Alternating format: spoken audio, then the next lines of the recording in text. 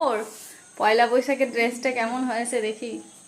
হ্যাঁ, পয়লা বৈশাখের এই ড্রেসটা আর সকালে পরেছিলাম একটা গেঞ্জি, ভাল লাগছে কিন্তু। তুই আয় আমার পাশে, আমি কোনো রেডি হইনি। আয় না তো এই যে আমি রেডি হইনি এখনো।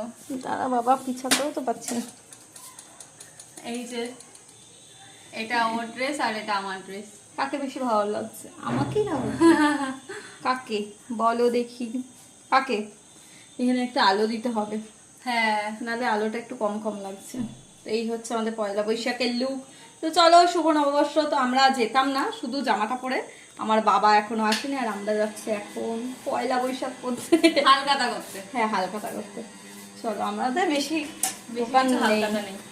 দুটো দোকান আছে তো যাবো। একটা হলো সিমেন্ট বালির দোকান, আর একটা হলো মুদিখানা একটা কাকু আছে ওনার দোকান। আর মাসকাবাড়ির জিনিস যেখান থেকে নিয়ে আসি হ্যাঁ। সেখানে, আর একটা সিমেন্ট বালি। আমাদের বেশি ধারটার খায় না, যত না খাবো তত ভালো। এমনি নিমন্ত্রণ আছে। তা আমি তো তুই তো রেডি হয়েছিস, দেখ আমি তো এখনো রেডি, মাথা আসলাইনি, কাজল পরিনি, কিচ্ছু করিনি।